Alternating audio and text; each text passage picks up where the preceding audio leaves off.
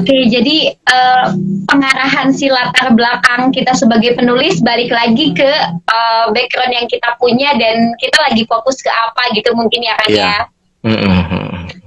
Oke, aku pengen nanya nih Kang, tadi tuh ngebahas tentang logika berpikir ya dalam menulis itu harus logika berpikir yang baik.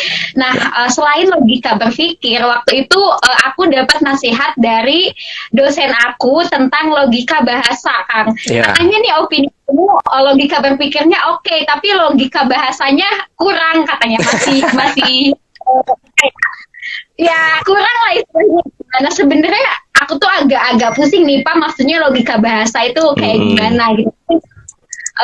Kang Restu bantu jelasin sebenarnya bedanya logika berpikir dan logika bahasa itu kayak gimana sih? Iya. Iya betul. Logika berpikir itu lebih kepada alur pemikiran dalam tulisan kita gitu ya. Misalnya diawali dengan pengantar dulu gitu ya. Pengantarnya itu masalah besarnya apa, kemudian sikapnya harusnya seperti apa begitu ya, dan langkah-langkahnya seperti apa. Jadi sistematis begitu dalam tulisannya begitu. Itu logika berpikir tulisan gitu.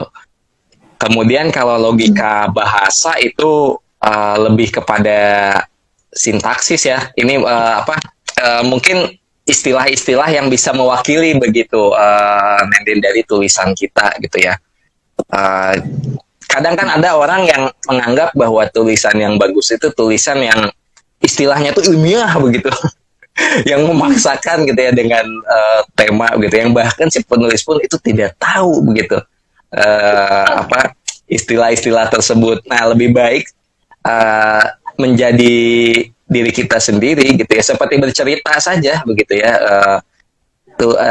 Bahasanya yang sederhana begitu, yang mudah dipahami, tapi berhubungan juga dengan logika berpikir.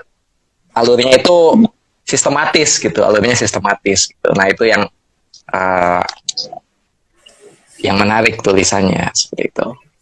Menarik banget Kang. Bahasanya ini tuh kayak apa ya? Kayak workshop gitu. Maksudnya bukan sharing lagi. Barangkali mungkin bahasa media bisa mewadahi ini Kang Restu buat ini gitu. Iya. Nah, saya sambil sharing juga ini Nendin dan juga Kak. Jadi kan saya sering juga diajak gitu ya oleh Bapak Ibu guru untuk bantu membimbing menulis buku begitu ya. Terutama ketika pandemi ini menarik begitu ya. Kita banyak sekali kesempatan untuk menuliskan gitu ya, dan pelatihannya lebih mudah karena bisa melalui virtual gitu. Nah, kebanyakan itu yang hasil dari sharing atau hasil dari bimbingan gitu ya bersama Bapak Ibu guru yang lain, itu kebanyakan yang kesulitannya itu logika berpikir begitu dalam menulis itu gitu ya. Mereka atau Bapak Ibu guru itu punya pengalaman dan juga sudah punya ide sebenarnya dalam menulis, tapi karena idenya terlalu banyak begitu ya, jadi bingung ingin menuliskan apa begitu ya. Jadi saya lebih ketika membimbing menulis itu lebih mengarahkan fokus ke dalam satu ide begitu. Idenya mau mengangkat apa, kemudian kita belajar diarahkan gitu menulis gitu. Menarik nih. Barangkali teman-teman Prasa Media juga, Sobat Prasa, ada yang ingin tahu lebih lanjut gitu.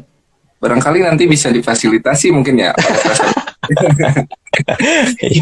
Menarik ya. Ada pertanyaan nih dari Kang Restu nih. Aku coba bantu bacakan ya. Di sini buat Kang Restu, tulisan yang menarik itu diawali dengan data atau pengalaman pribadi gitu. Mungkin untuk mengawali menjadi menarik itu lebih baiknya pakai data langsung atau ada pengantar-pengantar yang berangkat dari pengalaman pribadi. Mungkin seperti itu, gimana? Ya, kalau ini saya tergantung passion masing-masing ya.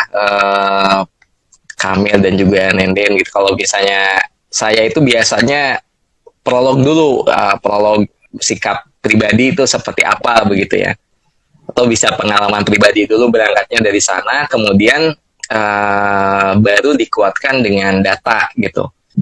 Nah, data ini bisa data kuantitatif atau kualitatif begitu ya. Kalau kuantitatif itu statistik begitu ya, yang bisa memperkuat pendapat kita gitu ya. Misalnya kita mencari dari data-data Badan Pusat Statistik gitu.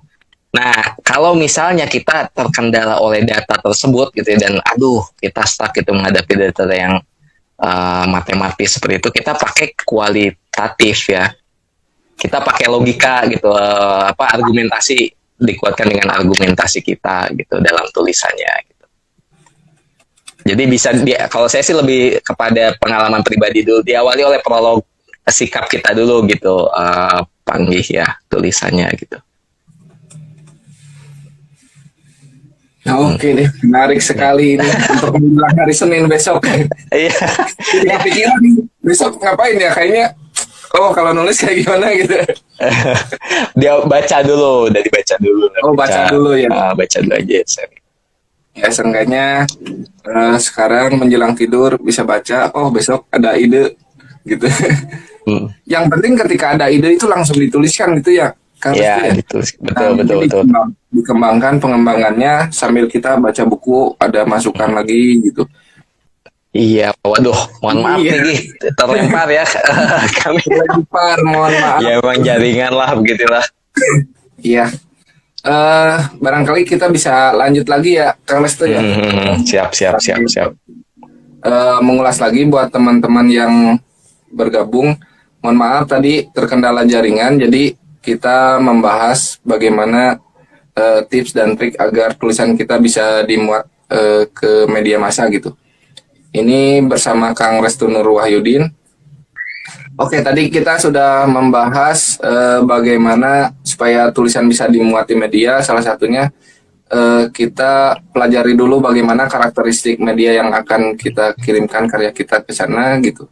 Kemudian dari segi tulisan juga memang harus benar-benar sudah final gitu. Dalam artian ya karyanya layak untuk dimuat gitu. Sudah tidak ada lagi kesalahan-kesalahan dalam penulisan gitu ya Kang ya. Ya, Oke, tadi itu di akhir kita sedang membahas apa Kang terakhir Kang? Tadi itu apa saya jadi lupa lagi ya. Apalagi tentang konsistensi ya yang terakhir itu ya. Iya. Konsistensi menulis. Nah, dan banyaknya ruang ya sekarang Mel. Oh iya, banyaknya ruang karena yang cetak itu sudah mulai bergeser ke yang ke yang online gitu ya. Betul. Oke. Menyikapi para fenomena sekarang ini gimana Kang? Kalau yang sekarang itu ya dengan udah tidak ada lagi berkurang dari media cetak ya. Betul. Ya memang itu kondisi yang mau tidak mau akan terjadi begitu ya, yang sudah diprediksi dulu gitu ketika koran-koran mulai menjamur, terutama puncaknya tuh tahun 2012 mungkin ya, sebelum masuknya smartphone itu banyak sekali media cetak gitu ya, yang bisa diakses gitu, dan harganya pun terjangkau gitu Mil ya. Kalau sekarang itu melihat media cetak seperti Kompas, saya juga di sini kan berlangganan Kompas juga Mil, koran Kompas itu ya. Harganya tetap tapi jumlah halamannya semakin tipis gitu ya sekarang memang. Kondisinya ya karena kita juga setiap waktunya itu menggunakan media online gitu ya, banyak beraktivitasnya begitu, akses informasinya. Ya jadi tantangan sih bagi kita ya. Yang jelas intinya kita harus menyikapinya, jangan fokus menulis tujuannya dicetak, tapi juga bisa di online dan dimanapun sih Mil begitu. Tujuannya itu konsisten menulis saja, menulis untuk menyampaikan sikap kita, menyampaikan keresahan kita begitu. Itu yang harus dibangun, tujuannya bukan untuk dimuat dulu begitu. Wah, iya. Iya. yang penting di menulisnya gitu ya Kang ya. Betul, betul. Dari Dimuat nulis. itu bonus lah ya gitu ya. Betul, betul. Dimuat itu bonusnya. Betul. Oke deh, siap. Menarik sekali Kang bahasannya. Bahkan juga ini barangkali bisa menjadi buat teman-teman yang gak gabung sekarang gitu.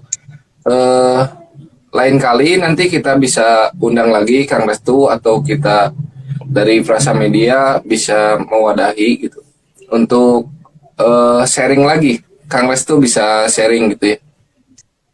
Gitu ya Kang ya. Siap. Mudah-mudahan bisa Ya, nanti kita insya Allah.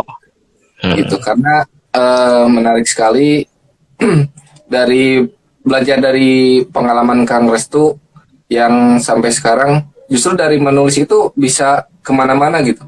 Iya. Bisa berkorelasi dengan pihak-pihak lain juga dengan Kemendikbud salah satunya gitu ya Kang ya. Oke, barangkali itu Sobat Prasa bahasan kita malam hari ini menjelang Senin. Kita ini bahasannya tidak terlalu panjang karena besok menghadapi hari Senin gitu ya. Beraktivitas kembali. Nah, beraktivitas kembali menghadapi kegiatan kembali gitu. Setelah libur di hari Minggu ini, jadi supaya ada waktu buat beristirahat. Nah, kawan-kawan, buat yang ada pertanyaan atau masih menyisakan pertanyaan nih, nanti boleh di DM ke IG Frasa atau ditulis di kolom komentar. Nanti kita bantu sampaikan. Kalau misalnya ada pertanyaan-pertanyaan yang menarik, nanti kita coba hubungkan lagi dengan Kang Restu. Oke, Kang, buat penutup nih dari Kang Restu, gimana? Ada kata-kata motivasi atau ya, terkait menulis itu dimulai dari hal yang terkecil dulu saja begitu.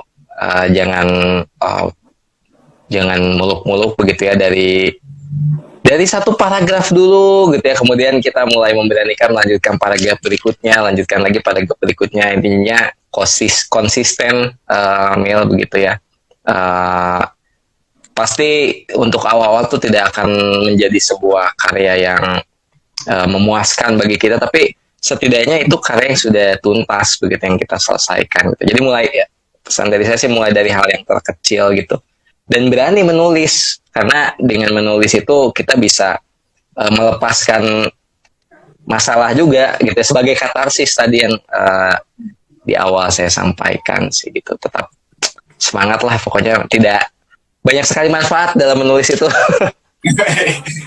Menarik. Oke. Terima kasih Kang Restu. Jadi mulailah menulis, karena menulis itu butuh proses gitu, berproses. Jangan malu, jangan takut untuk menulis. Tuliskan apa yang kamu pikirkan sekarang. Tadi itu quotes-nya apa Kang? Tuliskan apa yang kamu pikirkan. Tuliskan apa yang kamu kerjakan ya. Tuliskan apa yang kamu kerjakan. Kerjakan apa yang kamu tuliskan. Itu dia quotes hari ini. Terima kasih Kang Restu. Terima kasih buat teman-teman yang sudah bergabung. Kita akhiri sesi menjelang Senin kali ini. Terima kasih. Sampai jumpa di menjelang Senin minggu depan. Oke, terima kasih. Sampai jumpa. Oke, makasih Kamil, Nemden, dan juga teman-teman lainnya. Oke, izin pamit. Iya, Prasa Media, baca hidupmu, terbitkan mimpimu. Oke, assalamualaikum warahmatullahi wabarakatuh. Waalaikumsalam.